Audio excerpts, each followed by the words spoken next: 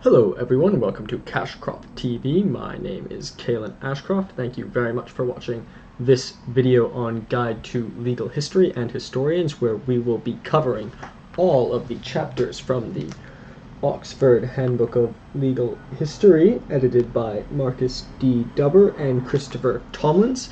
Today we will be covering The Historical Method in Public Law by Martin Loughlin, and Historical Analysis in Environmental Law by David B. Schorr. And for expediency, or for shortness rather, I'll be calling this Public Law and Environmental Law, respectively. And in the style of Plutarch's Lives, we will have both a biography of Martin Loughlin and a biography of David B. Schorr, and a comparison following both of their respective biographies and respective chapters to hopefully learn a little bit more about these two important scholars. So one thing to note is we've finally passed, this is episode 26 of this series, but please don't feel any need to watch this in order. However, I'd like to note this is, all the previous series have been 25, but this textbook has more chapters, so we're almost at the end, but nonetheless, this is, as of this video, the longest series that we've produced to date, so I'm pretty excited about that. But nonetheless, particularly the first chapter, we have a lot of content to go through, so I apologize if I speak quickly, but nonetheless, feel free to speed it up or slow it down to your preference, as I know many technology softwares, or there's many ways of doing such. So, without further ado, we will cover the two chapters, starting with The Historical Method in Public Law by Martin Loughlin. So, this chapter is in part 5 of the Oxford Handbook of Legal History, titled Illustrations, Doing Things with Legal History, and it is chapter 51 of the textbook, titled The Historical Method in Public Law by Martin Loughlin. So in terms of the biography of Martin Loughlin, he is a professor of public law at the London School of Economics, which, as you may guess, is in London, the United Kingdom. He is educated at the London School of Economics, the University of Warwick, and Harvard Law School, and held chairs at the University of Glasgow and Manchester before returning to the London School of Economics in 2000. He was a member of the editorial committee of the Modern Law Review from 1987 to 2010, serving as general editor between 2002 and 2007, and he now sits on its advisory board.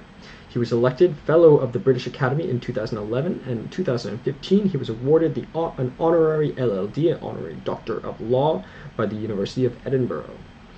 Between 2000 and 2002, he held a Leverhulme Major Research Fellowship. In 2007 to 2008, he was a fellow at the Wissenschaftskolleg zu Berlin, the Law School of Berlin. In 2012 to 2013, he held a Law and Public Affairs Fellowship at Princeton University in Princeton, New Jersey, in the United States.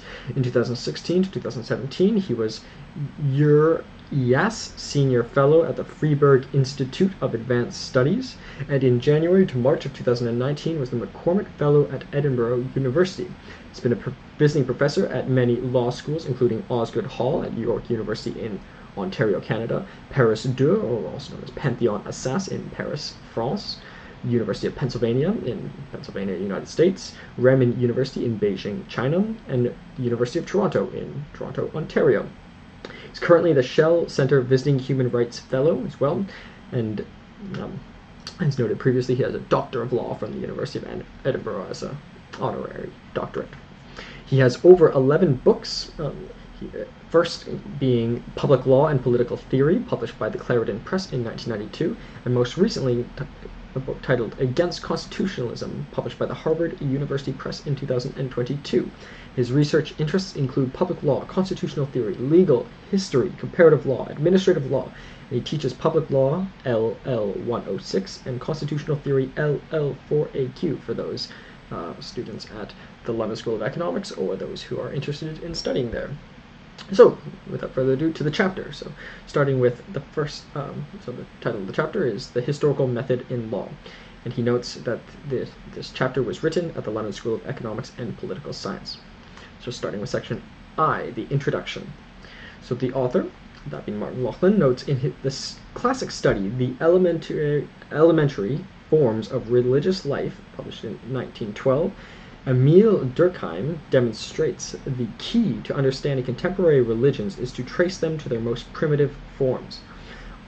And the author states, only by this genetic method of locating their originating causes can the constituent elements of any institution be exposed, and only then might we appreciate how an institution comes to assume its present and more complex form. Therefore, he, by an analogy, hopes to apply this to public law. Following Durkheim's injunction, the objective of this chapter is to highlight the importance of historical method of public law by showing the way public law was established as a distinct field of knowledge in European jurisprudence. Since developments in French legal thought in the 16th century provided a catalyst for generating this modern concept of public law, this is the focus of the chapter. The approach exposes the constituent elements of public law and shows how the historical method becomes a central element of the modern practice of public law. So I particularly enjoyed this chapter because I feel like we've covered a lot of the legal history of Germany, for example, or the United Kingdom, but not as much in France in terms of discussing Europe. However, today, this being 2023, the United Kingdom is no longer part of the United Union, but nonetheless, this is what I meant by that. The author continues, modern practice exhibits an ineradicable tension between claims of reason and history. Tension which is played out in many forms, including those between rationalism and empiricism, the universal and the particular, nomocratic and telecratic ordering, rights and utility, legitimacy and effectiveness, and normatism and functionalism, etc. So there are many different sort of areas of contention in the study of public law. And these are competing influences vary according to the circumstances of the time. So sometimes some of these two binary pairs are more popular or more contentious at different periods of time and different places. Today it would appear that the claims of reason are again in ascendancy. So reason seems to be the focus today. This shapes our understanding of public law, according to the author, which increasingly is being conceived as a universal set of principles of constitutional morality, titled perhaps Public International Law, which one might study at the Hague Academy of International Law, I believe is probably the leading institution for that, where I've been fortunate to study. But when we turn to its origins, according to the author, we see that public law was formed in opposition to this type of claim. Its establishment came through a shift in legal thinking from the transcendental to the institutional. The modern idea of public law is created as a local, contextual, source-based practice in opposition to universal metaphysics and medieval scholasticism, and established by setting in place a conception of law as a body of practical knowledge. This is historical in orientation and geared to the concerns of civil government. So, we'll explain, this will all make sense as we proceed to section 2, titled The Humanist Challenge to the Authority of Roman Law. So, this is sort of an ongoing theme throughout this whole textbook, is on one hand there's sort of the dogmatic approach of the Roman law, and then on the complete other end of the spectrum, according to Dubber's chapter in particular, it would be common law. So I think that's at least the way I grasp my mind around it. And so the author notes, the revival of Roman law in the late 11th century, Western Europe ignited a new era of scientific jurisprudence. This supposedly was a great task that became that of assimilating the Justinian's Code, a challenge primarily taken up by a school of jurists known as the glossators. So glossators, you might think of a glossary, or the gloss to gloss over. So these glossators were essentially glossing over the Justinian's Code. They were centered in Bologna, which is actually, the University of Bologna is the oldest university in the world. And so I actually have some friends who studied law there, so it's a very fascinating place to be. Methods were exegetical and anti-historical, however. The objective was to make the corpus juris civilis, also known as the Justinian Code, available as the authoritative common law, but not common law as we know today, but jus commune, which is Latin for common law, but not as we think of common law today, but rather a law that is common. Of that sphere of Europe that had been incorporated into the Roman Empire. And throughout parts of Europe, this met with some success, with Roman law being applied in court as a default rule whenever law of local jurisdiction was salient. So sort of a common law to perhaps new provinces in the Roman Empire, where perhaps there weren't laws existing, they sought out the corpus juris civilis as a reference. The glossators treated this corpus juris as comprehensive and binding code, and promoted method of legal science based on close analysis of that authoritative text, so very dogmatic in approach. It was a scholastic method quickly established itself as the predominant method of late medieval jurists. It was directed by sheer scale of their adopted task to convert the vast and sprawling materials of corpus juris into a set of usable rules. They felt obliged to treat as a comprehensive and perfect code. Its meaning could be derived only through skillful exercise in logical analysis. Innovation henceforth could only be a product of textual interpretation. Roman law was concerned primarily with private law, but by borrowing from the work of canon lawyers on authority structure of the medieval church, scholastic jurists combine it with hierarchic conception of secular government authority. So there's a line in Montesquieu, not Montesquieu, pardon me, but Alexis de Tocqueville at the end of the old regime in the French Revolution. The line stuck with me. He said the Romans had perfected the private law, but in some ways perhaps he noted they neglected the public law, as we may see, as we may maybe I'll elaborate on later, but as we can see, maybe perhaps public law is in some ways quite contrasted to that of Roman law. The effect was the conjunction was to bolster the legal authority of the Holy Roman Empire, so they sort of filled in the gaps of the public law. When during the 14th century certain conflicts arose as a result of the struggle by cities of Lombardy and Tuscany against imperial claims, these conflicts were also fought among the jurists.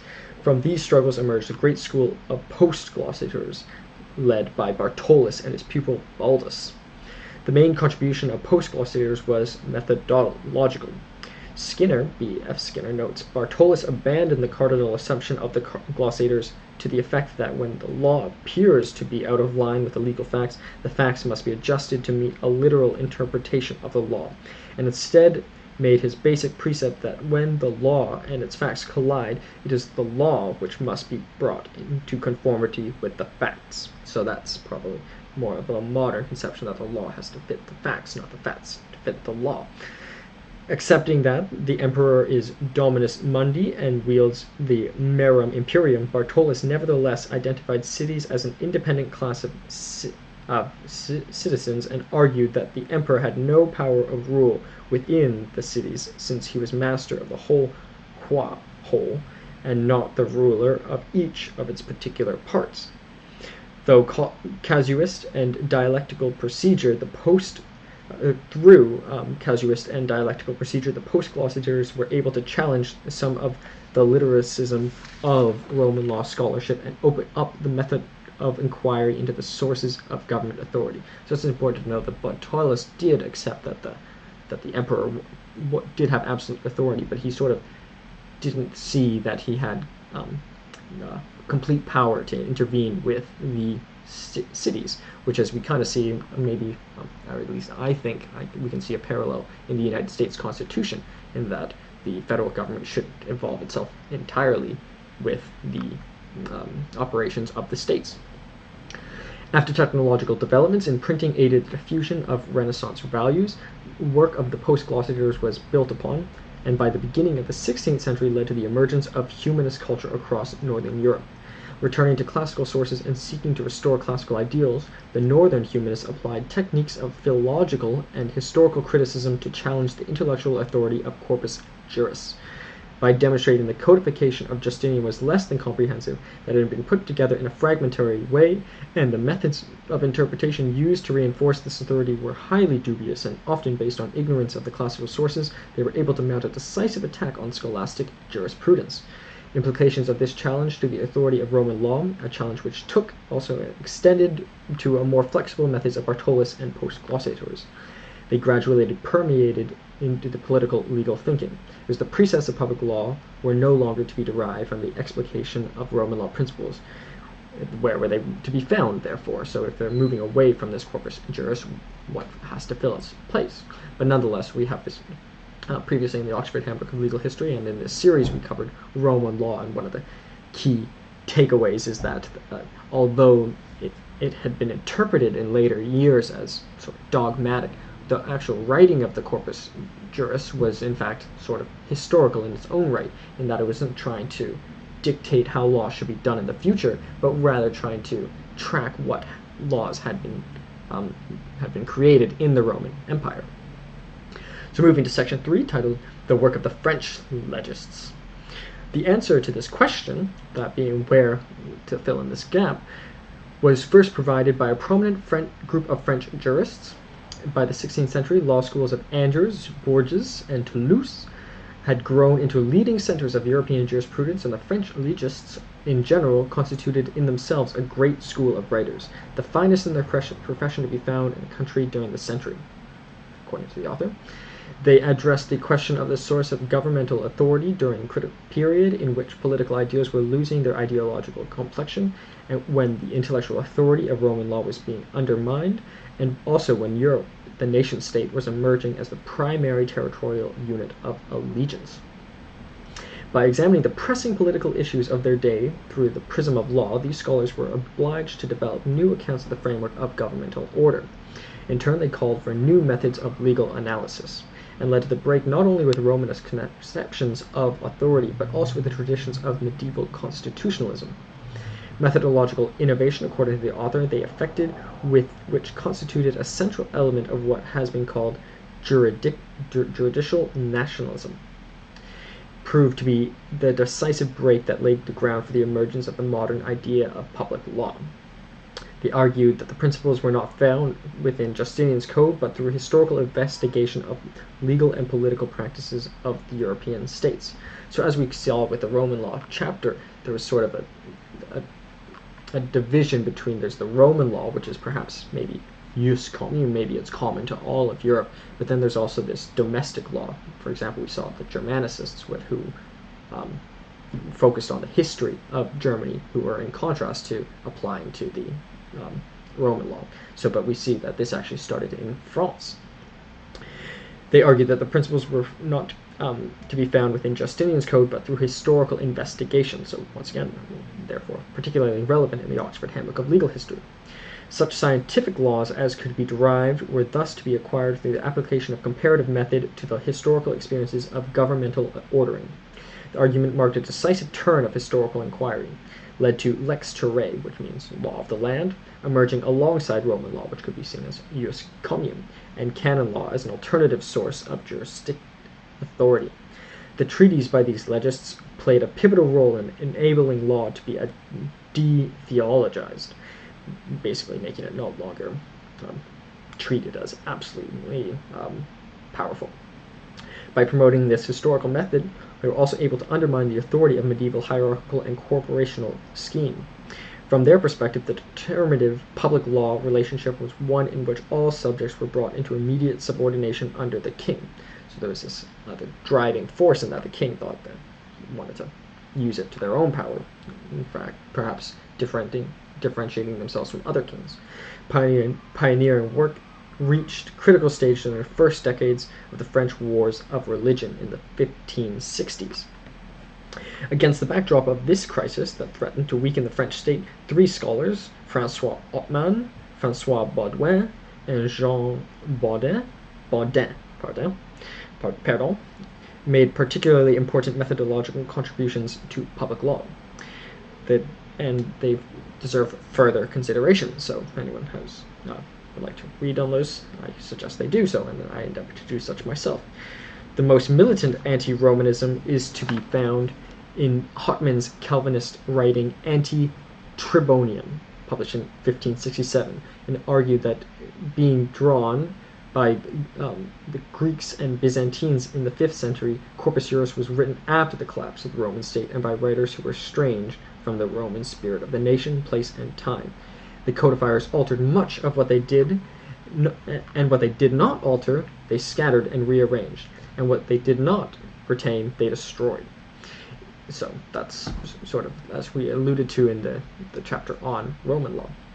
In Pocock's summation on Hottman's arguments, the codes and digests are useless to the historian because they are not the law that was practiced at Rome at any time in its history. Echoing Bartolus, Hottman opened Anti-Tribonium with the claim that the learned men of every age have observed the voiced approval of the rule that the laws should be accommodated to the form and condition of the Commonwealth, not the Commonwealth to the law, as alluded to previously. But drew a more radical message. Different laws may be required for states that differ according to nature, history, culture, or contemporary circumstances, and this later influenced Montesquieu, whose book on the spirit of laws, which is perhaps somewhat contentious, but nonetheless he makes the argument that different climates necessitate different laws. And Montesquieu goes on a bit of a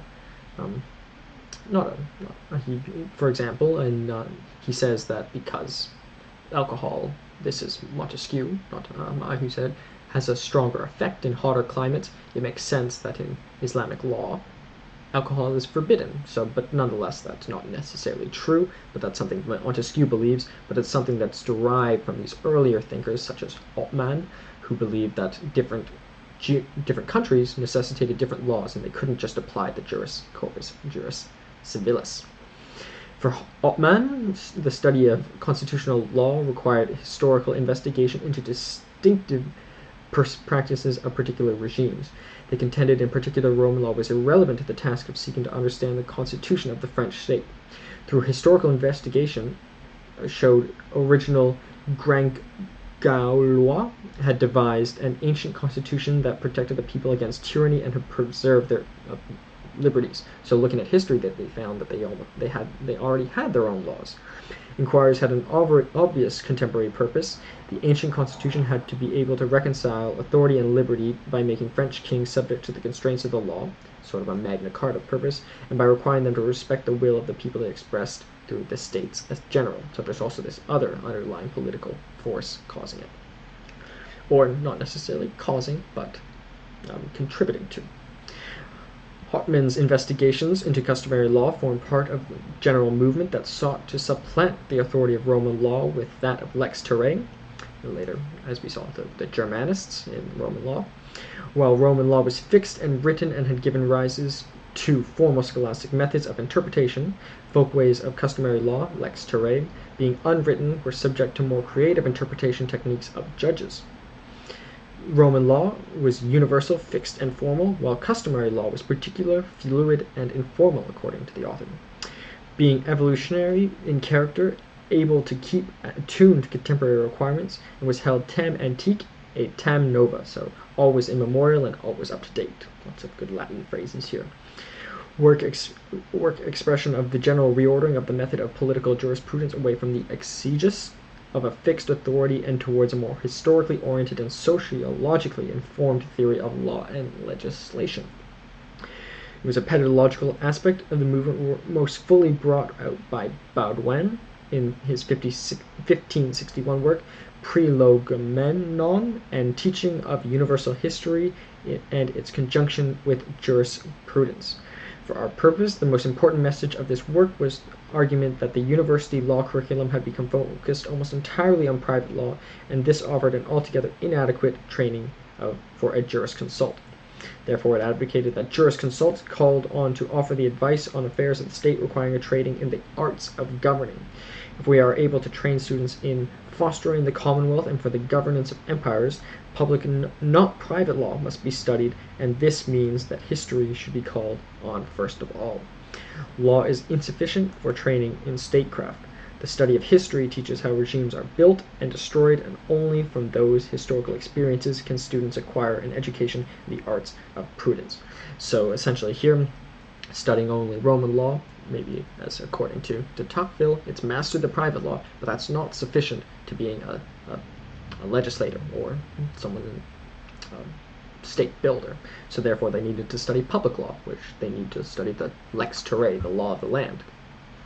Moving to section 4, the birth of modern public law.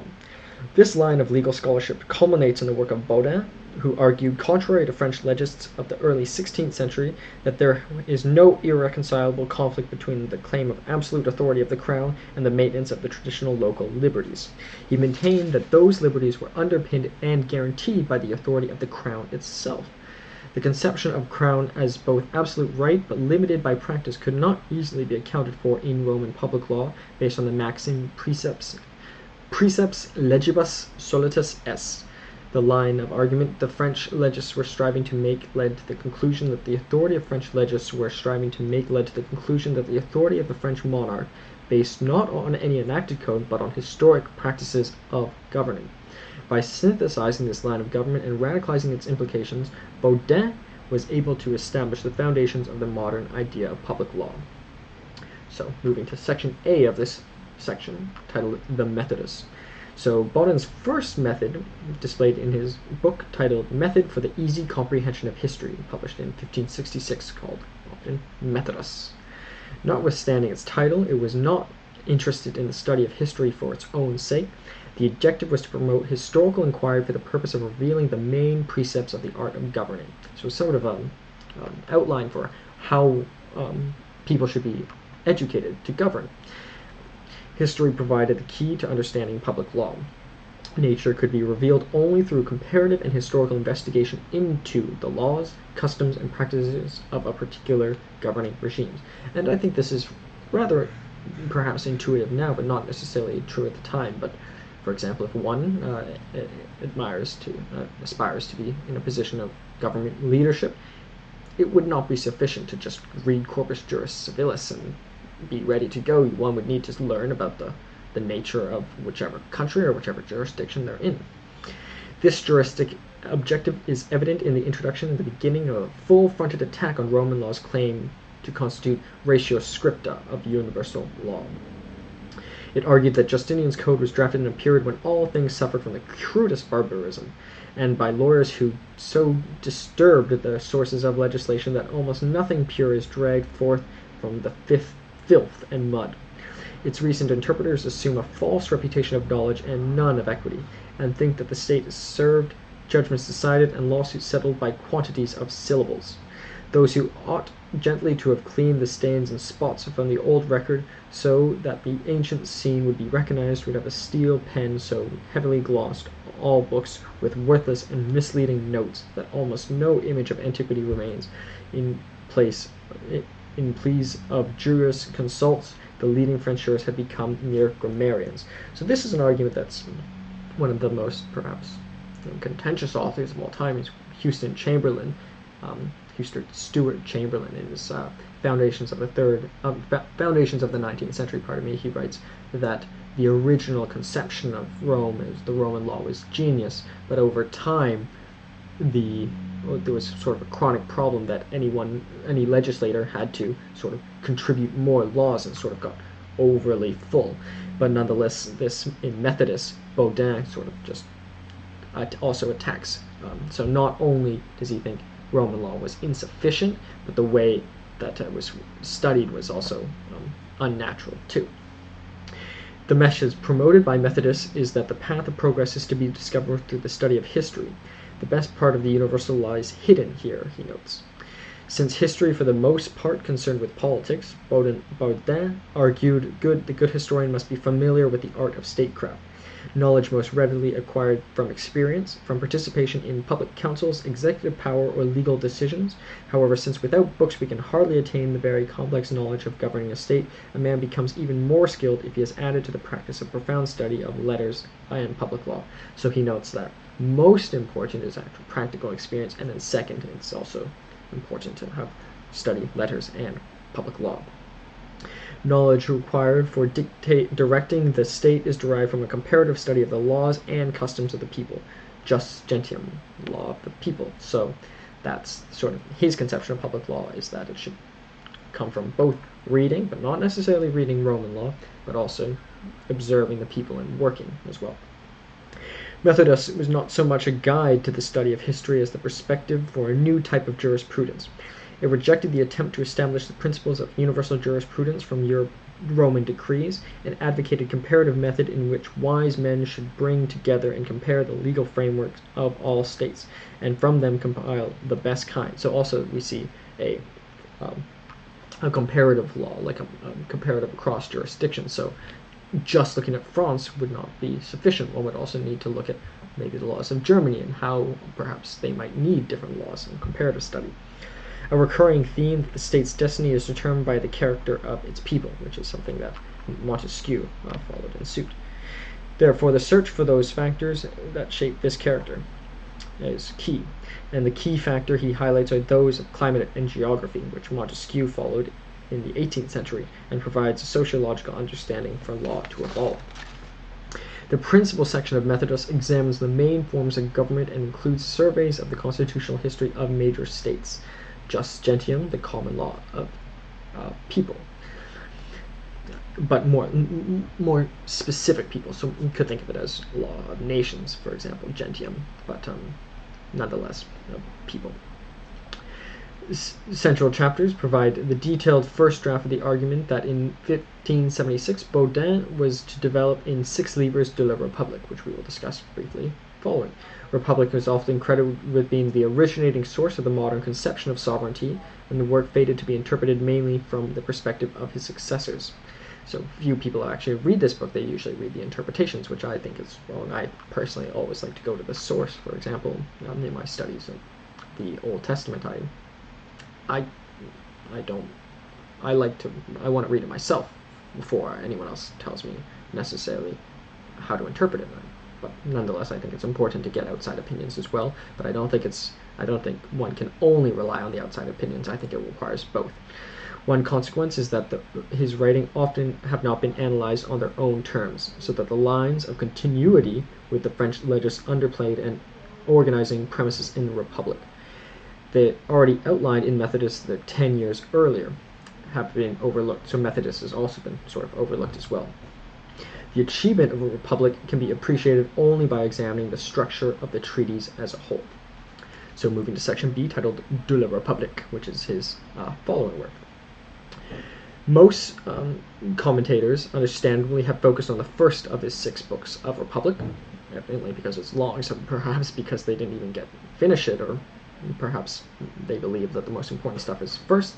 Nonetheless, the opening words offer a sense of scope of inquiry. It starts, a commonwealth is a lawful government, droit gouvernement, which is right, government by right, of many families, and of that which unto them in common belongs, with a sovereign power.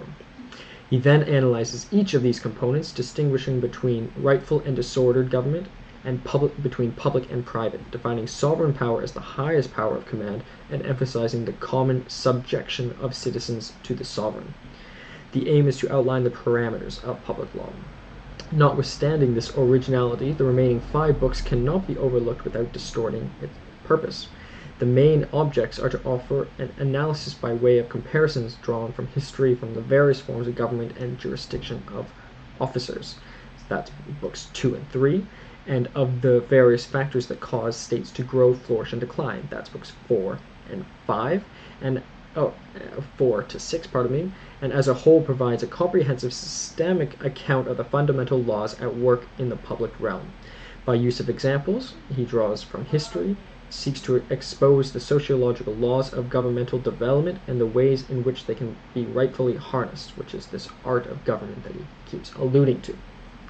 The first systemic account of modern public law is of particular significance between the sovereignty and government, noting, this is the words of Baudin, there is a great difference between the state and the government of the state. So that's a very key line. There's a difference between the state and the government of the state. A rule of policy not to be touched by man, he notes. The commonwealth of ancient Rome was democratic in sovereignty, but aristocratic in the form of government. That's a very packed statement, but I encourage you to think about that. The commonwealth of ancient Rome was democratic in sovereignty, but aristocratic in the form of government. Similarly, the state may be a monarchy, and yet the popular of the king, yet the government popular. So you could have, for example, in the United Kingdom, they do have a monarchy, yet they still have a popular government.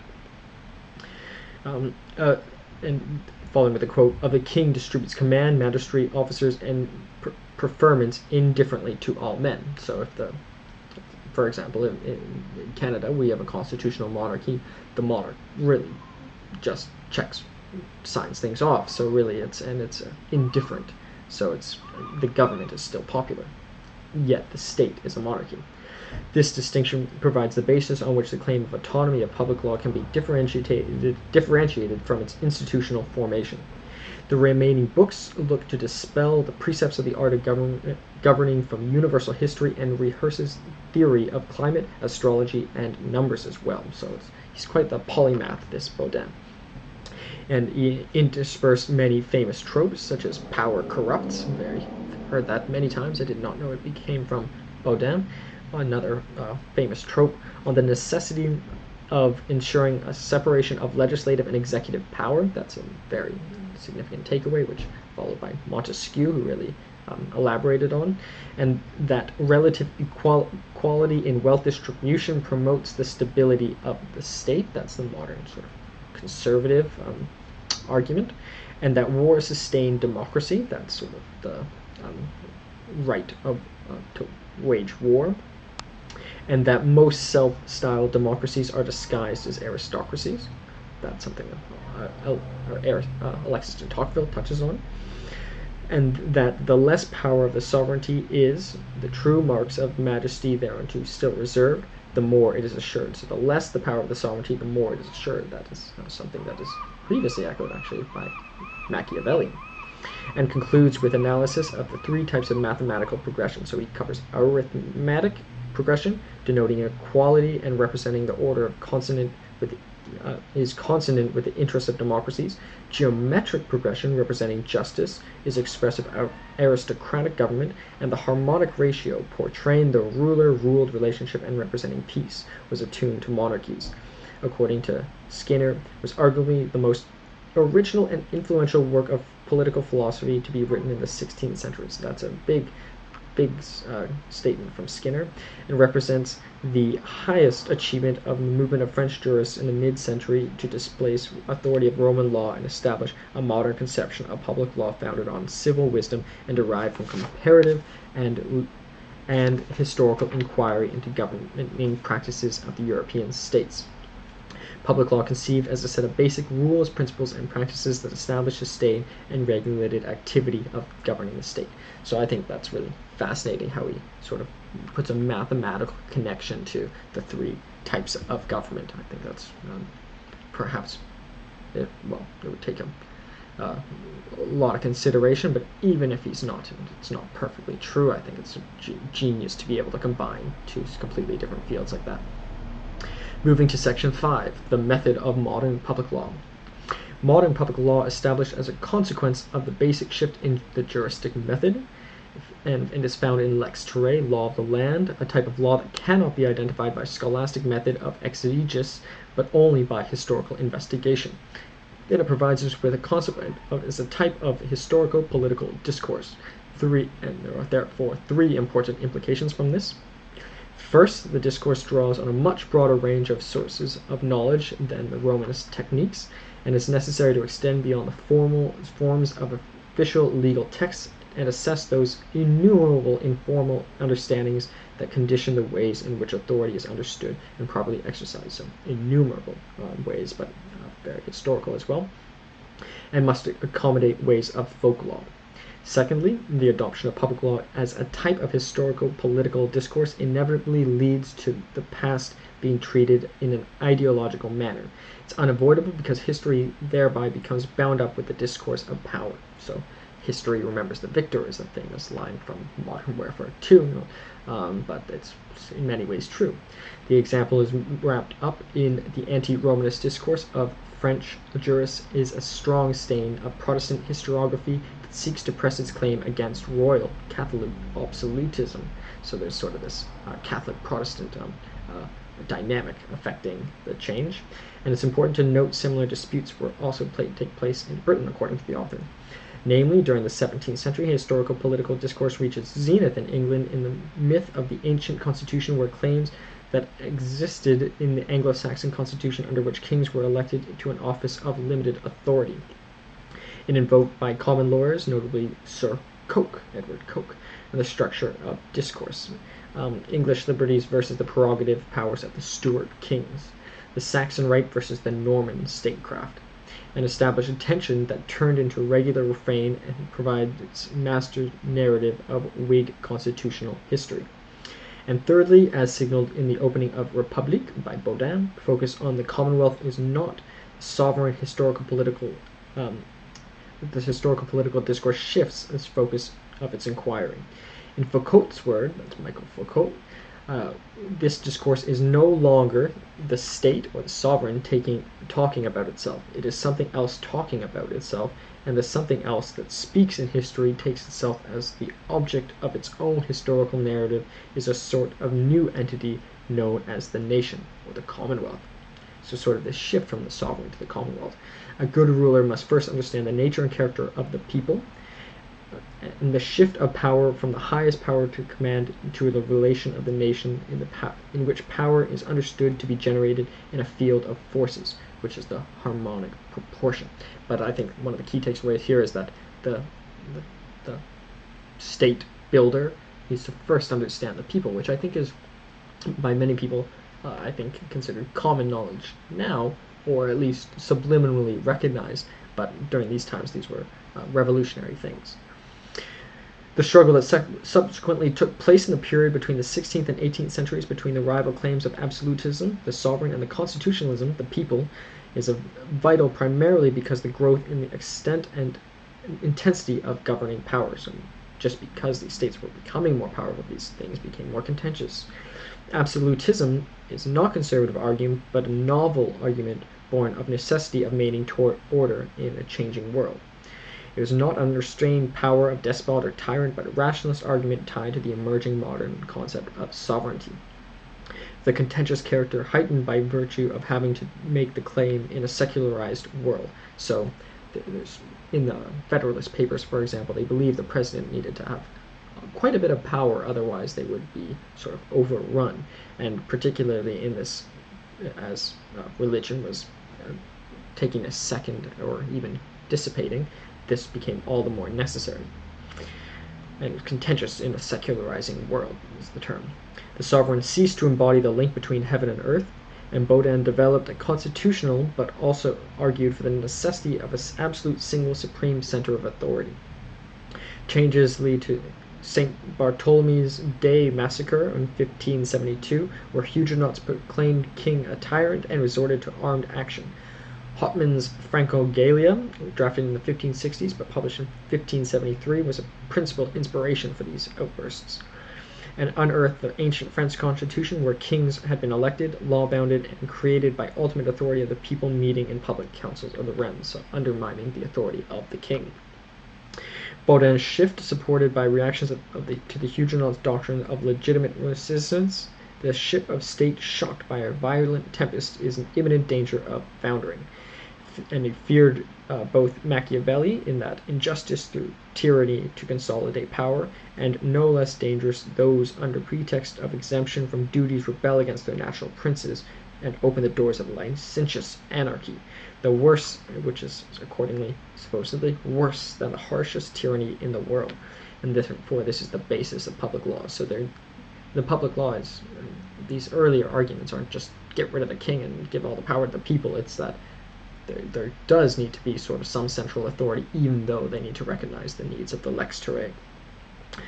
The sovereignty is necessarily absolute and indivisible, but also limited. There are two types: those that concern the fundamental laws that establish and maintain the office of sovereign, and those natural laws that condition the sovereign's treatment of his subject. So that's a very important key. There's the fundamental laws that establish and maintain the sovereign, and the laws that condition the sovereign's treatment of his subject. So you could have very strong establishment of the sovereign, so they cannot be removed, but then many natural laws restricting them, and called a constitution of sovereignty. Yet they realize the constitutive rules need to be supplanted by a set of regulative rules which seek to regulate the actual political behavior in the world, and recognize parliament and assemblies are essential aids, and goes one stage further to suggest that Baudin elaborates both the formal logic of sovereignty, the relation of legal norms, and conditions for the generation of power through that framework. The importance of various regulative rules and practices, both necessary to public law. Therefore, there's both logic and practice are important, and therefore, or you need reason and history. So you can't just say there's a divine right of king, end of story. You also have to reason through it as well. Not just establishing formalities of right to rule, but also practice. Paradoxically, to preserve the absolute authority obliged to differentiate between public and private, such as matters of state and religion in the context of France in 1562 to 1598. And public law became a scientific discipline. So there needed to be this separation of public and private law in order to maintain the state, or maintain the sovereign authority or absolute authority. So that's quite paradoxical. They sort of gave up some privileges like the private law, but they to retain their power. Moving to the final section, section 6, the historical method in modern practice. The main implications to be derived from examining this critical period of the birth of the modern concept of public law can now be signaled. First, a juristic revolution was initiated by the French legists who, challenging the hierocratic and imperial assumptions of Romanism, advanced the argument that constitutional law, droit gouvernement, should be understood as forming a set of rules, customs, and practices through which the several territorially based regimes of rule have been established and the governing framework evolved, led to the formation of the modern concept of law based on the grasp of historical experience. Second, the historical method of modern public law generates less dogmatic legal methodologies, and this enables legal discourse more readily to serve contemporary needs. Therefore, there needs to be this context. Thirdly, there will be 9 here. Among French legists, it was Baudin who most clearly spoke in a modern voice, only by arguing that sovereign possessed an absolute power to make law, and by claiming that its authority was permanent and indivisible, could the principle of representation complete the work of transforming the hierarchical notions of medieval rulership into the immanent logic of governing regime and modern state. So almost paradoxical here as well, the medieval concept of hierarchy. Move to the modern concept of sovereignty in immanent nation, moving to the divine rights supplanted by the general will. Fourthly, this shift had a specific juristic consequence. Although the transition to a modern concept of sovereignty was set in train by historically oriented jurists who sought to anchor constitutional order in fundamental laws of ancient constitution, in a strict sense, the immanent logic of modern sovereignty can have no place for fundamental law. And it makes sense only when the regime is externally determined by a higher authority. So if they believe they had some divine right, and must turn the needs to the future. And therefore modern public law operates in an age of ideology in which the quest for future salvation offers a justification for present sacrifices. Fifthly, although the problem of dealing with the tension between law and history, of distilling the jus gentium from comparative historical investigation, has already been touched on, the general tension between the universal and the particular is symptomatic of a larger and more general issue that has come to bedevil modern public law. The tension between reason and history, and therefore to integrate conceptually the rational and the empirical, the normative and the factual. Sixthly, with this rupture, there is a temptation to confine and remit of legal study to the structure of public law. But if public law, according to the author, is to retain its explanatory power, this offers no solution. Seventhly, this ultimately is the significance of the methodological turn in the 16th century, expressing skepticism over the applicability of universal principles of morality to governmental issues. The anti-scholastic scholars sought lessons in history, or reason d'etat, reason of state, not reason d'etre, reason of being. Eighthly, once this system of territoriality-based sovereign states that replaced the Romanist theological political construct of empire and the papacy had been set in place, the modern framework of international relations and international law was able to emerge, sort of filling in that place after sort of the Roman law dissipated as the jus commune, filling in the place international law, or at least European law, as we saw with Napoleon. Napoleon I, that being, mutual recognition of autonomous states, jus publicum European, with jus ad bellum, or the right to wage war. Ninthly, the claim that the reason of state supplies the underlying logic of modern public law stands directly opposed to the Kantian-inspired philosophies that deploy rationalist political metaphysics to derive a formal transcendental law from the precepts of critical reasoning. Therefore, the historical method enables us to situate matters of public law in an appropriate intellectual framework. Public law must bring the rational into an appropriate alignment with empirical claims. This makes the subject both ambiguous and complex. Since the tensions are intrinsic and irresolvable, public law remains an ambiguous and impermanent discourse. So very, very fascinating chapter on public law. Public law is something that's always been fascinating to me, and this is incredible chapter covering so much depth in this area and really giving, at least if what what a great picture in which to frame any further study into public law. So we'll discuss the chapter, and then we'll move to the following chapter by David B. Schorr. So Martin Loughlin, the author of this chapter, is a professor of public law at the London School of Economics and Political Science Law School. That's LSE Law School. Suggested readings include Against Constitutionalism, published by Harvard University Press in 2022, Cambridge Companion of the Rule of Law, edited by M. Loughlin, and J. Meir Heinrich, published by the Cambridge University Press in 2021, and Political Jurisprudence, published by the Oxford University Press in 2017. His areas of expertise include constitutional law and theory, public law, and legal history. In terms of the logos, we have in the bottom right, we have the University of Warwick.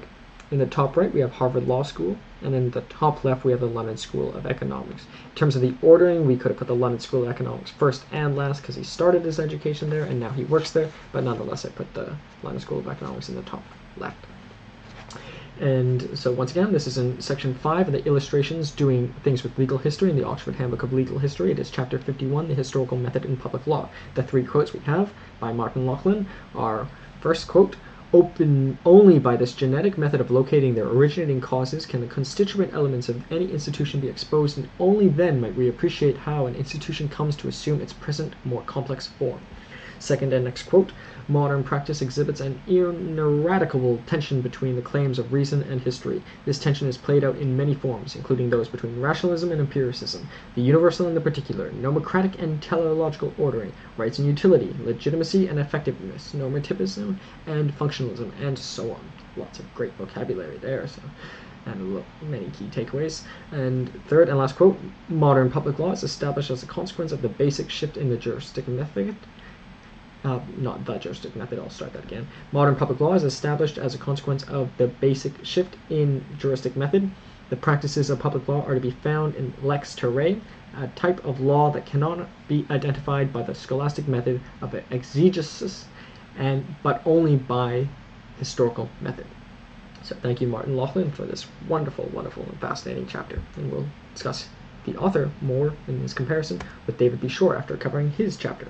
So David B. Schorr, his chapter is in section 5 of the Oxford Handbook of Legal History. It is chapter 52, titled "A Historical Analysis in Environmental Law." So brief biography of David B. Schorr. He is a faculty member at the Buckman Faculty of Law at Tel Aviv University and chair of the Berg Institute for Law and History and director of the Law and Environment Program. His research interests include the environmental law and natural resource law, legal history, law in the British Empire, Israeli law, torts, and environmental history. His work won support of multiple fellowships and grants, including from the Israel Science Foundation and the U.S. National Endowment for the Humanities. He's the co-founder and co-director of the Israel Environment History Forum, and he's currently head of the Tel Aviv University's Law and Humanities program. He received his Bachelor of Arts, summa cum laude, from Columbia College, that's Columbia University, in New York, United States, where he was the John Jay Scholar and Pi Beta Kappa, graduating in 1994. He then followed on to the Yale Graduate School of Arts and Science in New Haven, Connecticut, in the United States, graduating in 1996. Then continued to the Hebrew University Faculty of Law in Jerusalem, receiving his Bachelor of Law, his LLB, in 2000. Then passed the Israel Bar Association license in 2002, then went on to Yale Law School, where he received his Master of Law in 2003, his LLM, and where he received the Connecticut Title Insurance Attorney's Prize for the Best Paper in Real Estate Law in 2003, and then he proceeded to receive his Doctor of Judicial Sciences at Yale Law School in 2005. He was a law clerk for a private practice and as well at the Supreme Court of Israel in Jerusalem under Justice Elihu Maza from 2001 to 2002. He was an adjunct lecturer at the Hebrew University in 2005. He was at the Georgetown University Law Center, the visiting associate professor from 2010 to 2014. Or in 2010. In 2014 to the present, he was the director of the Berg Institute for Law and History from 2002 2006 to the present, he is the director of Law and Environment Program. From 2005 to 2007, he was a Porter Fellow at the School of Environmental Studies. In 2005, he began as a lecturer at Tel Aviv University, and 2009 to present, he's a senior lecturer with tenure at Tel Aviv University Buckman Faculty of Law. His book is The Colorado Doctrine, Water Rights, Corporations, and Distributive Justice on the American Frontier, published by Yale University Press in 2012. He also has 4 edited volumes and 6 book chapters. At least, perhaps he has more, but those were the ones I was able to find. So, moving on to the chapter, once again, part 5 in the Oxford Handbook of Legal History, titled Illustrations, Doing Things with Legal History, and it's chapter 52, titled Historical Analysis in Environmental Law. So he notes that he says, thanks to Rona Wallach for research assistance, and to Lorenzo Gagliardi, Joshua Getzler, Ron Harris, Noga Morag Levine, Sylvia Schiavo, Lehua Lim, and participants of the workshop at the Tel Aviv University Law on the chapter in this volume and for their helpful comments.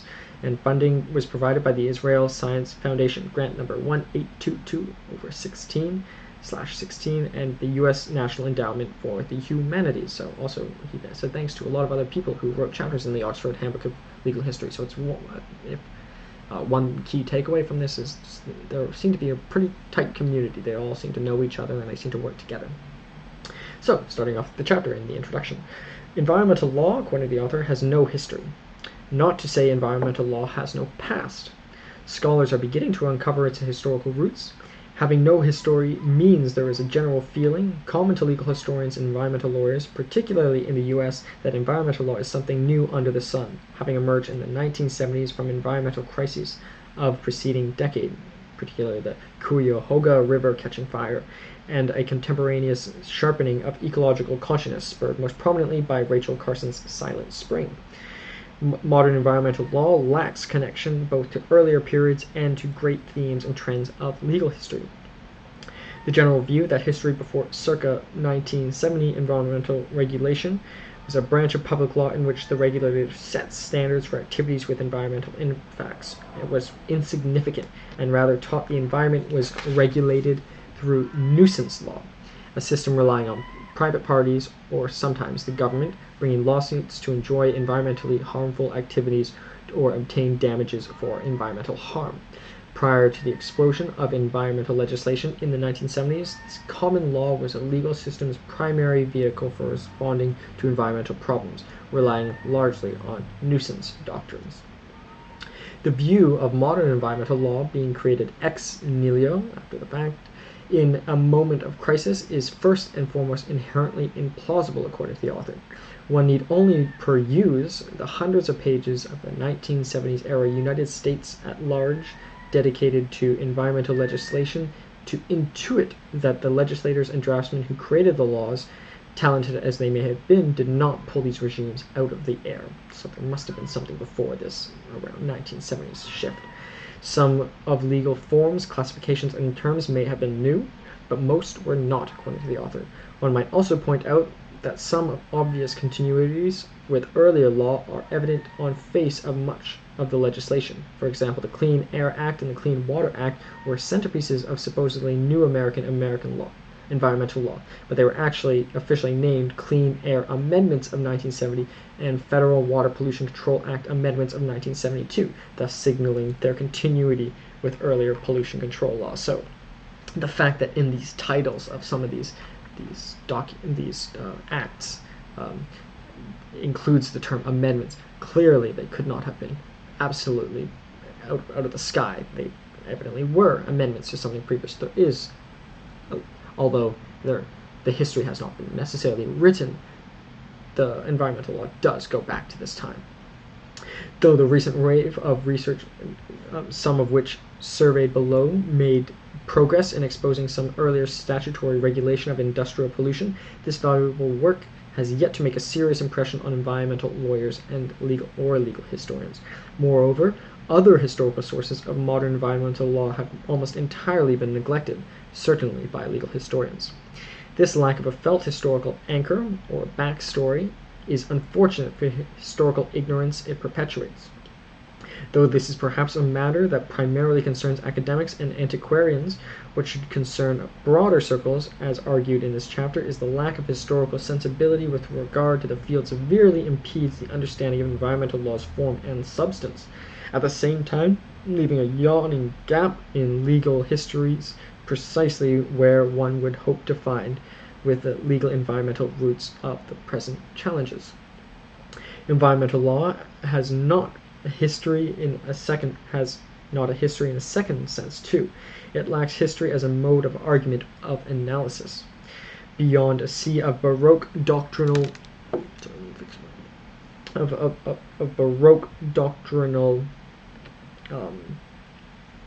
pardon me, I should not have done that.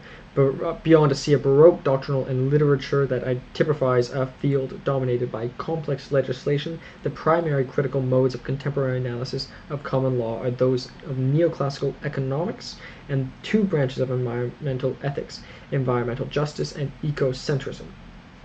In legal cultures in which precedent and history are often what make a winning argument, unavailability of historical analysis as a mode of legal discourse, as is for it in the stance of constitutional and property law, two fields which environmental and legal disputes are often entangled, means environmental values are often forced to retreat in the face of others. So by not having a history, it's sort of weakened, or at least relatively weaker.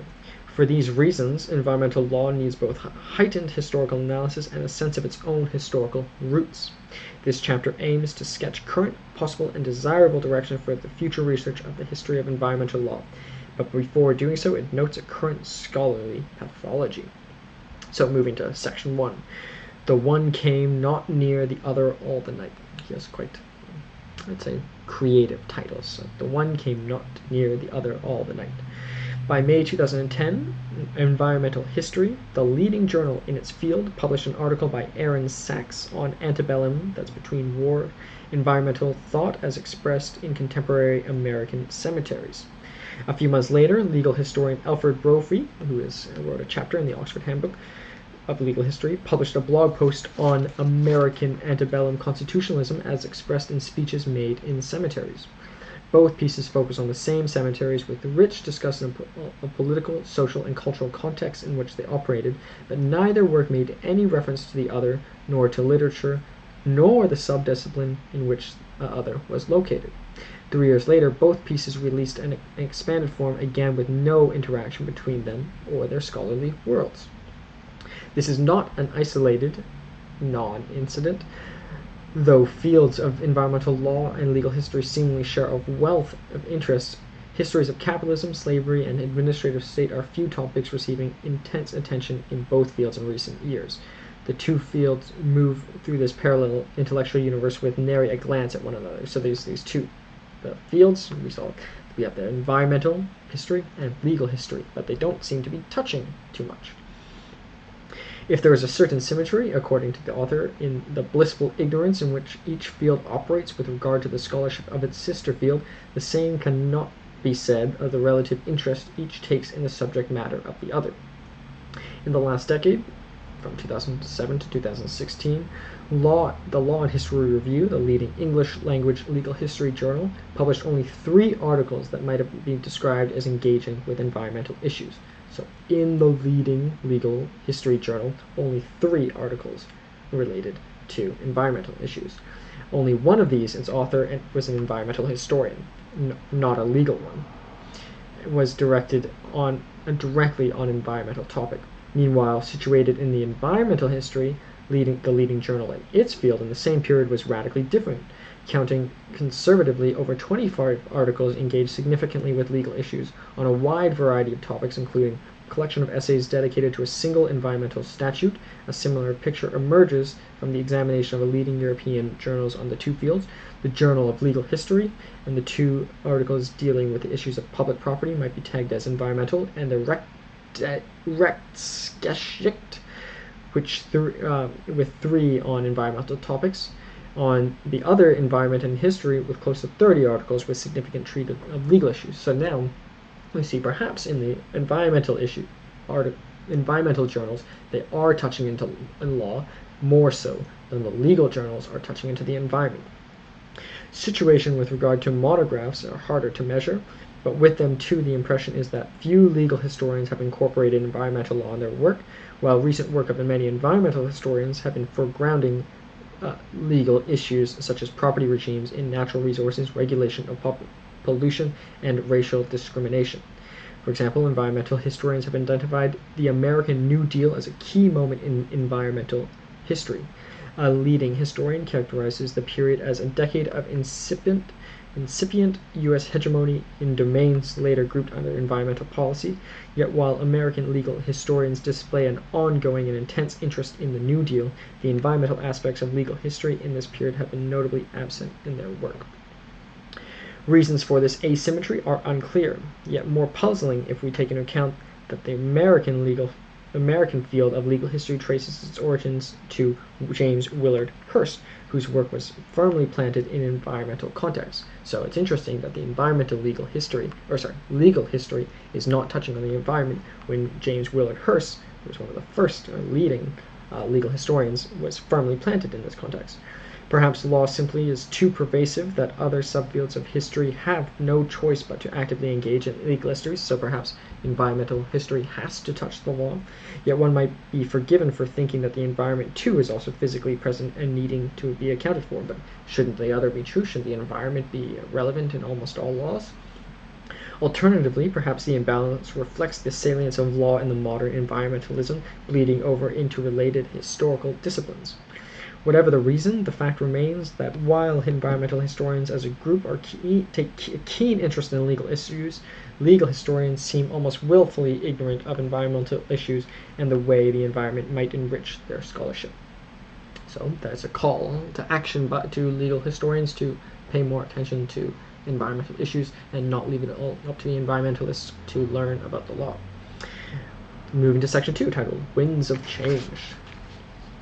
Nonetheless, recent years, according to the author, have seen deepening interest in the history of environmental law, with a few scholars highlighting the connections between the supposedly foundational environmental legislation of the 1970s and earlier law. One prominent work in this vein, pushing back to the environmental law's start date, is Carl Boyd Brooks' Before Earth Day, notable for identifying statutory precursors of modern environmental regulation, but also for its attempt to trace the manifold personal and institutional connections between legislation and litigation, and between pollution control and the law of nature protection. Areas of modern environmental law that might be assured to have distinct, even antagonistic origins. Another front recently opened related to relationship between modern environmental law as it coalesced in the 1970s and the New Deal administrative state. On the one hand, environmental law was a project of the New Deal regime, and after early 1970s, its decline along a wider regime. On the other, environmental law of the 1970s marked a break with New Deal liberalism. The era's public interest law organizations as growing out of environmentalists' increasingly disillusionment with the state as an engine of public-minded environmental protection, spurring a turn to the oppositional and litigious stance. Others, meanwhile, see the salient federal legislation of period and organizations that grew around it as departing from an earlier tradition that viewed environmental issues in a wider context of social and economic justice. The mainstream environmental lawyers, thus lulled by shrinking economic inequality of post-war period into focusing on elite and professional advocacy and environmental issues narrowly defined, forsaking issues such as disproportionate impacts of environmental harms and environmental regulation on minorities and workers that would come to be labeled as environmental justice. So there has been some more recent work in this area, and it's unclear whether to what extent there was a massive shift in the 1970s, but there's evidently a need for this to be further documented. Yet while it's valuable in suggesting the connections to a wider themes of legal history, such as a rise and reaction to the administrative state, push back the start date of environmental law by only a few decades. Also, they make no connections to environmental regulation before the 20th century outside the U.S. or indeed outside the arena of federal regulation. So they don't go back too far, and they don't go beyond the U.S. state, and they're sort of focused on certain issues such as the administrative state. The relative dearth of historical work and narrow jurisdictional and chronological frames on environmental law are far more marked in the American context than in the European. The French work on early industrial pollution and the British legal historians given significant attention to environmental issues. So, supposedly, according to the author, it's better in Europe. But still, as we saw with some of the journals, there still seems to be this imbalance.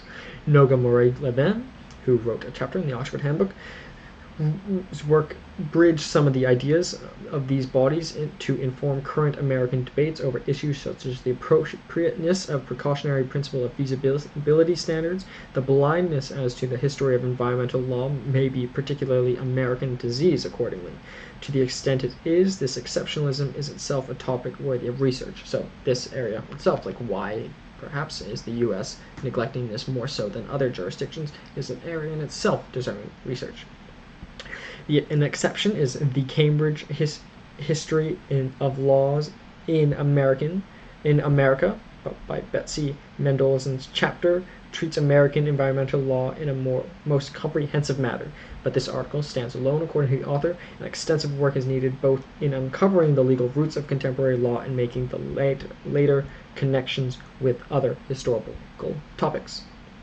So moving to section 3, what is to be done?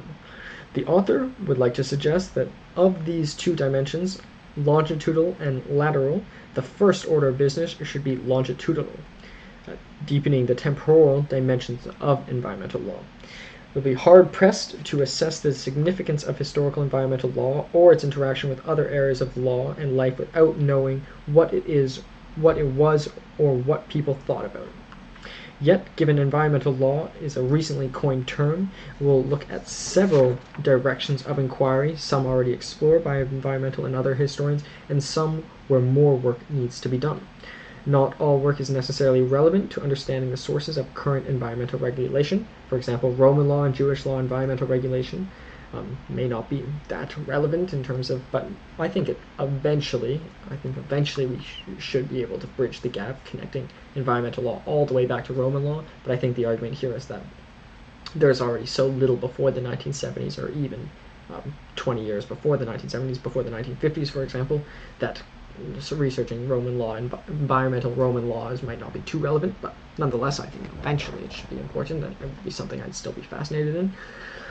One obvious place to look is the history of the well-worn metaphors of environmental problems known as the commons, such as the tragedy of the commons is commonly referenced.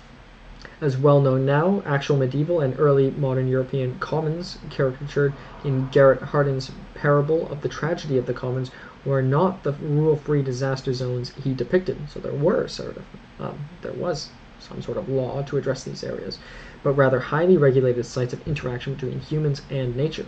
For example, the principle of necessary use, that actions of others should not deprive one of the basic materials needed to sustain one's enterprise, was apparently ubiquitous in the early modern German commons of bylaws, as it was in rules governing water allocation in the 19th century Western U.S. So here, this is making a connection further back. So there's arguably motivating the principle behind feasibility standards so pervasive in modern environmental regulation, which requires a polluter to use the best available technology only to the extent it is economically feasible. While theorists might use this commonality to support a normative and positive argument about property in which resources or pollution regulation, a historian might profitably search for common roots of these norms or paths through which they traveled in time and space in the ways people justified or criticized them over time. So I think that's a very fascinating way of approaching it. So sort of find an issue, find it in the past, and then sort of try to track it up until perhaps the 1970s as a benchmark date. Additionally, another area, legal fights against enclosure of the commons, clearly a precursor of more recent legal protections for open space, an alternative source to the commonly accepted stories about the romantic and preservationist roots of this area of law, and one of the most socially oriented tint. Investigation of commons preservation movement and anti-enclosure movements in general are likely to yield insights into political valence of some historical building blocks of the environmental preservation law. A related field is the study of forest law. particularly commonplace among environmental historians, that concept of sustainability, central to contemporary environmental law, originated in early modern forest management, and historians have shown intensive forest regulation in Europe go back to the medieval period.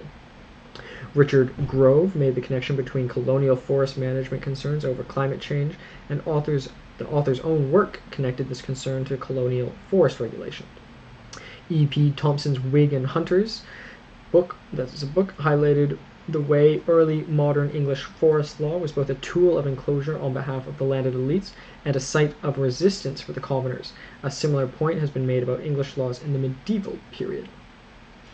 Other works examined the historic interplay of private, common, and state property in forests and varying conceptions of conservation that were expressed in their regulation. These are all themes that continue to resonate in the modern environmental debates. Further research might shed light on how forest law variously worked to preserve forests or facilitate their destruction, as well as on how this regulatory field influenced other areas of environmental law, including the modern debates over the commons and enclosure. Both these bodies of law are connected to a broad third one. So, some would deny the distinction as law, which is police regulation. This flexible and capacious form of regulation, justified in terms of its promotion of good government and common welfare, has many of points of contact with environmental issues since early modern times, through its protection for public health and safety and the rules for management and natural resources. Critics, most recently Marcus T. Dubber, have impugned police for their broad discretion and patriarchal foundation, though these elements were powerful enablers of environmental regulation in public interest. Opposing traditions that Dubber identifies enlightened the ideal rule of law has often been used the liberal ideal of private property to frustrate public-minded environmental regulation. Police regulation with wide remit and geographical dispersion are natural places to look for sources of modern environmental law. Noga Morag-Levine, mentioned previously, has made connections between early modern science of police and later regulation of air pollution, but likely that police is for better or worse a fertile source of much more environmental regulation than we yet realize. So, for example, if the police are monitoring the pollution in the area, then track how police have been tasked to operate differently. Debatably not an area of law, but I think it is. I think, as you noted earlier, law kind of goes into everything, and these police have to follow laws. So nonetheless, I think that's also an area that can connect in the past, and I think that could probably go all the way back to Roman law. So an important subset of police regulation was public health law, that grew up in the Victorian age as a response to urbanization and industrialization of the period, giving expression to sanitary movements concerned with the effects of environmental degradation on human health and welfare, particularly in the working classes. Public health statutes, bylaws, regulations, and licenses regulated issues such as smoke pollution, industrial odors, and sewage disposal.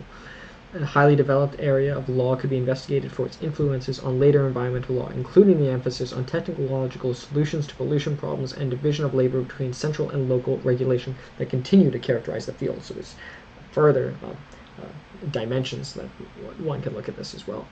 Also likely responsible for the creation of the bureaucracy of professionals with expertise in health and engineering aspects of pollution that would form core professional staff of modern environmental regulation. Associated with public health law in Anglo-American world was the law of statutory nuisances, previously mentioned, which allowed private and public administrative and criminal enforcement of prohibitions of various forms of pollution and encroachment in public domain, and likely a source of much modern environmental law. Also, may be a source of prevalent confusion over the role of nuisance law in the pre-1970s era.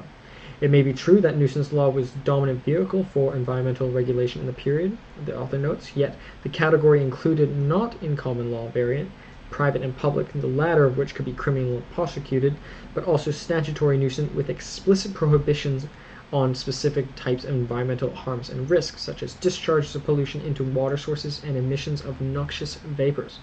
If law of nuisance, one imagines, is private, common law nuisance usually thought of, modern environmental legislation might represent a major revolution. If, on the other hand, it is given its due, environmental legislation of the 1970s may look like an elaboration of existing law. So, Either it is revolutionary or evolutionary, nonetheless worth researching.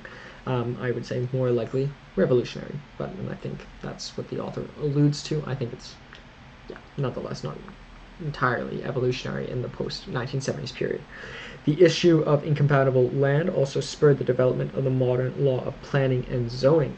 Beyond the obvious, both positive and negative environmental ramifications, the area of law is likely influenced by modern environmental regulation in several ways. It's an important tool for the protection of open space and nature and complementary source for regulation of classical environmental issues such as water and air pollution. Not only did zoning law mandate a separation of uses, a principle much denounced by contemporary critics, it also created a process by which environmentally harmful land uses could be enjoined at the land use permitting stage or else conditioned on meeting environmental requirements. Most of the previously mentioned areas of proto-environmental law centered on local rather than central governments. The 1970s start date looked even more tenuous if we widen the scope of research to include local governments as well. On the other hand, shortcomings and failures of the local government and solutions might be investigated as motivating factors behind the development of the modern nationally based systems in environmental regulation. So environment is evidently commonly a federal issue, but if we look more at these municipal bylaws throughout history, we might be able to better bridge this gap. Because it hasn't been a federal issue throughout all time. So if we are only looking for some constant federal theme, we might find a dead end. But if we compare across both federal and local, we can bridge the gap. Also, the author also adds labor law and environmental literature to group of sources. And we have law and literature chapters in the Oxford Handbook of Legal History. And the author notes not to expect an unbroken continuity between environmental legal regimes or terms such as environment or conservatism in the past to note the same meaning today. So that's something key to note. For example, noting earlier that in environmental law, perhaps they did not even call it that, but nonetheless it still existed. And perhaps the meanings have changed over time, or perhaps conservation, the meaning has changed over time. But the ideas and concerns obviously changed from place and time and it would be foolish to think cultural meaning of smoke emissions or commons in Victorian era were the same as they are today. They're also different between eras. So even if they're different from today, we also must note that if we're looking at two different times in the past, those two times, pardon me, my hands are in the wrong place, those two different times are different as well. And ideas and concerns are obviously changed from time and place and different between eras. The author instead means to suggest the past may not be as foreign a country as we sometimes think, without denying a major change around 1970 and at other historical inflection points yet to be identified, yet it was just a change, not a birth of a field of law out of thin air. So an evolution perhaps, but not a revolution.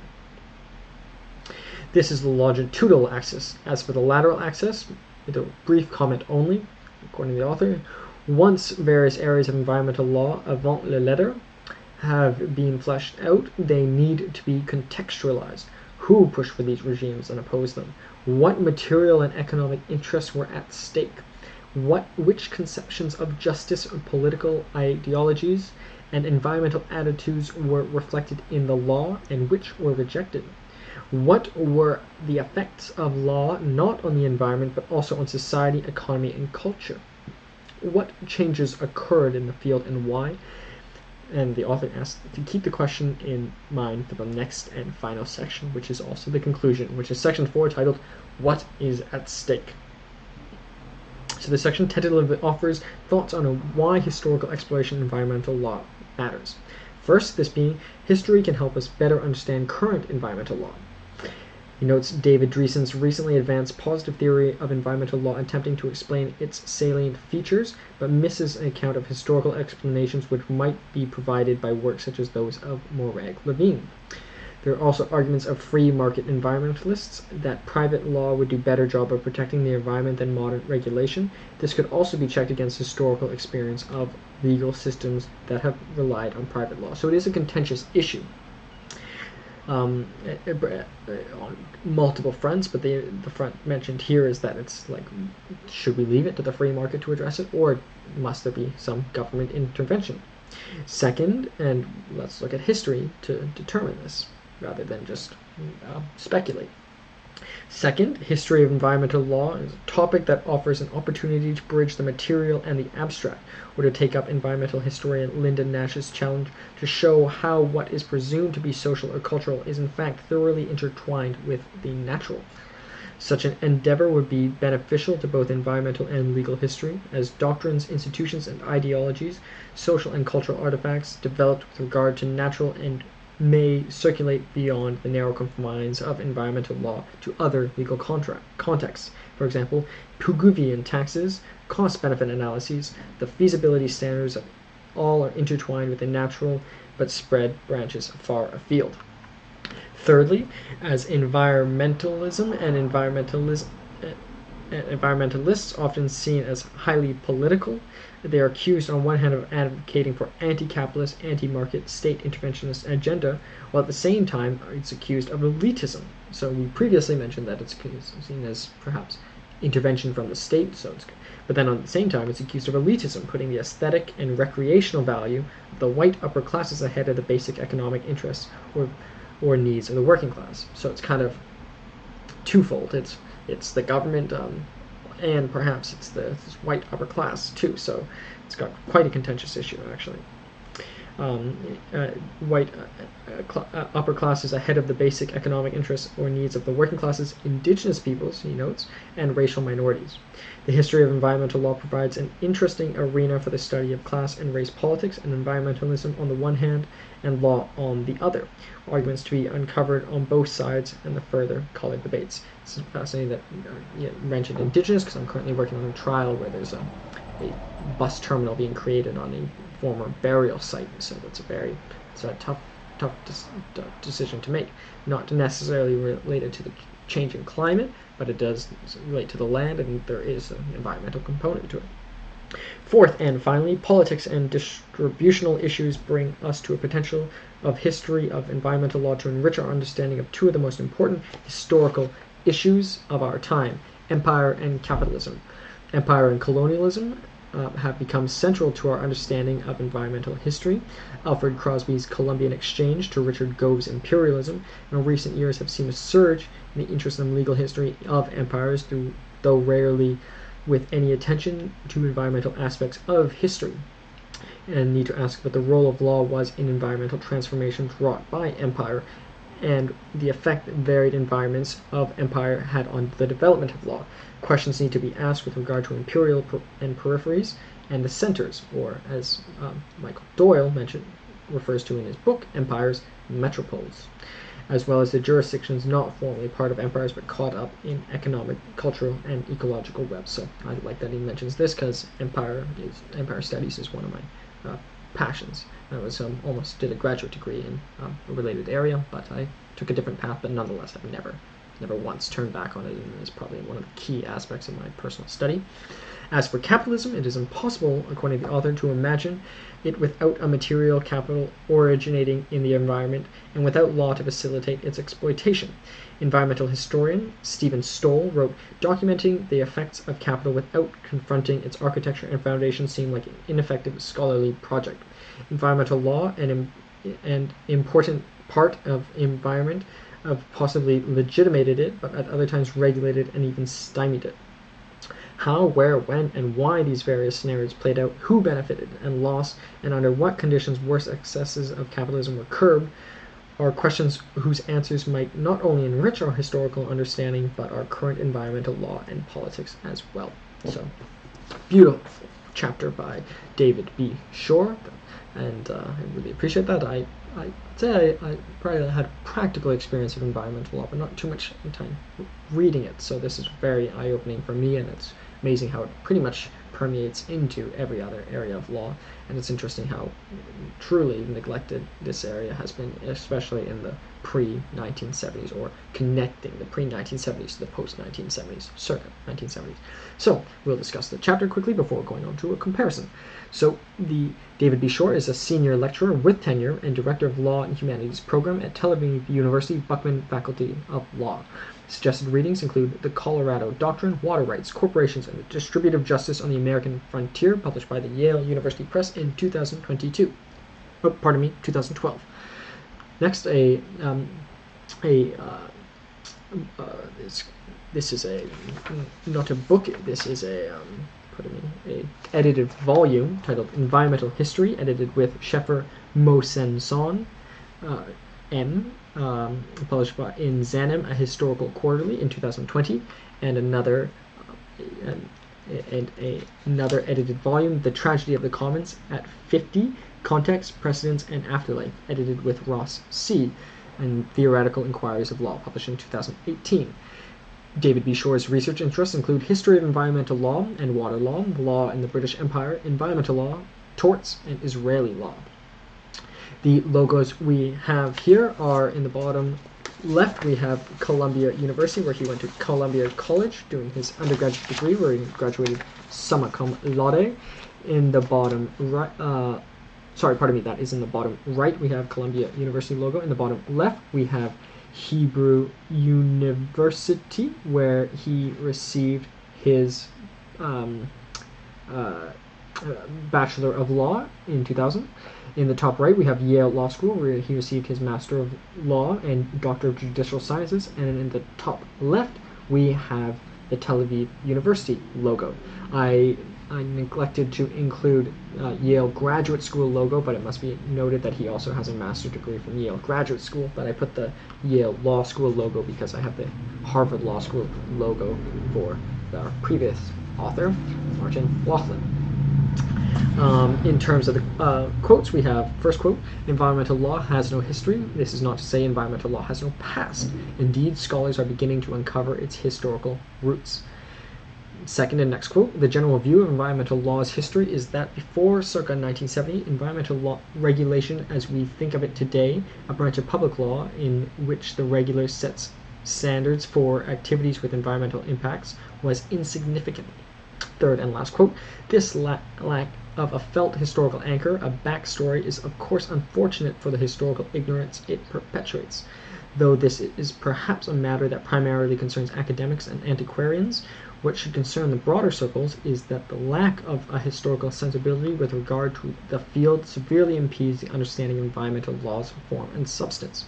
So once again, this is in the Oxford Handbook of Legal History, Section 5, Illustrations, Doing Things with Legal History, and it is Chapter 52, titled Historical Analysis in Environmental Law by David B. Schorr. So thank you very much, Dr. David B. Schorr, for this wonderful and fascinating chapter on environmental law. So, a comparison in the style of Plutarch's Parallel Lives, to learn a little bit more about them, not in any way that they're against each other or anything like that, or rivals or anything. They're more likely friends than anything or not, but I hope to learn a little bit more about them by thinking about them comparatively.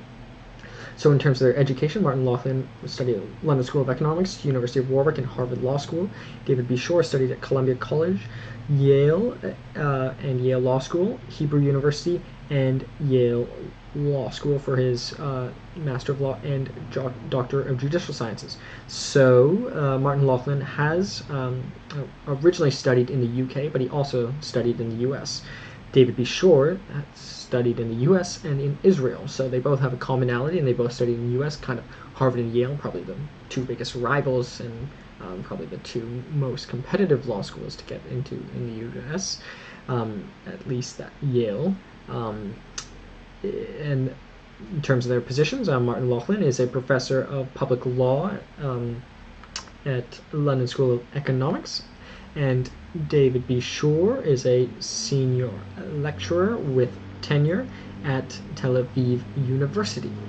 So they're both, I guess it could just be a difference in titles, but one is a senior lecturer and one is a professor. That might be a distinction, but they both have tenure, so nonetheless not too different. But I think one of the key takeaways is just a geographical difference, the UK versus Israel. Martin Loughlin held chairs at the University in Glasgow and Manchester, also in the United Kingdom. David B. Schorr is also director of the Berg Institute for Law and History and the director of the Law and Environment program. However, Martin Loughlin has also been a visiting professor at Osgoode in Canada, Paris 2 in France, University of Pennsylvania in the United States, and Renmin University in Beijing, and Toronto also in Canada. So perhaps maybe into more geographies, at least from a practical standpoint, but who knows, maybe David B. Schorr has traveled more extensively. David B. Schorr, at least on his CV that I can see, has more practice. He clerked for a law firm, and he also clerked for the Supreme Court of Israel. I'm not sure if Martin Loughlin has spent much time practicing, but it's at least not something he emphasizes too much. In terms of publishing, David B. Schorr was also a visiting associate professor at Georgetown Law Center, so he's also worked at multiple institutions as well. Martin Loughlin has over 11 books. David B. Schorr currently has 1 book, but 4 edited volumes and 6 book chapters. But I believe Martin Loughlin is older than David B. Schorr, so perhaps David B. Schorr will catch up, get 10 more books perhaps. But if we're counting the 4 books, he's already at 5 edited volumes. Martin Loughlin is a fellow of the British Academy and is an honorary Doctor of Law from the University of Edinburgh. But who knows, David B. Schorr might get an honorary doctorate as well, but he actually already has a Doctor of Law, so it wouldn't really change his title. In terms of their research interests, Martin Loughlin's are constitutional law and theory, public law and history. David B. Schorr's are history of environmental law and water law, law in the British Empire, and environmental law. So I guess a commonality here is that Martin Loughlin has worked and studied in the UK extensively, but David B. Schorr, actually, one of his research interests is the British Empire. David B. Schorr also teaches torts, environmental law, Israeli law, and he also teaches the master's thesis workshop and law and history workshop. So those are, I don't necessarily know if Martin Loughlin is as interested in torts, environmental law, and Israeli law, but we don't. David B. Schorr isn't necessarily as interested in constitutional theory, public law, but they both are certainly interested in history, but perhaps through different dimensions. And they both currently teach. So I think, if anything, they're more similar than they are different. They both have law degrees. They both have doctorate degrees. One an honorary, one a conventional. Yeah, I think, and they're both brilliant scholars. So, but different, perhaps more different in terms of geography. Ideologically, they're both. I don't think they both came across as too political. I think they're both pretty, at least neutral in their arguments they posed. So that's something quite similar about them too. So thank you so much for watching this video on Guide to Legal History and Historians. My name is Caleb Ashcroft, and I hope you continue to support, and I'm very grateful for you watching and or listening to this. Thank you so much.